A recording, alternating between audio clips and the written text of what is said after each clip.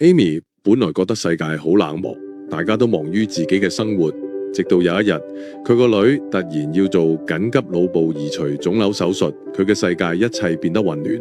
喺呢段艱難嘅時間 ，Amy 得到來自親朋同醫護溫暖嘅支持。第一下收到阿 Ron 送俾我個女嘅公仔嗰陣，我心諗點解可以勾得咁快㗎？只係俾咗張相佢就勾到。嗰刻我覺得如果我識勾，都可以將呢一份心意傳遞出去，帶俾更多人。每件手作都唔單止係送上一份禮物，更係一份情感支持。我想同所有面對困難嘅人講 ，You are never alone。Amy 仲要面對女兒漫長嘅康復之路，選擇積極面對，用自己嘅經歷去支持其他人。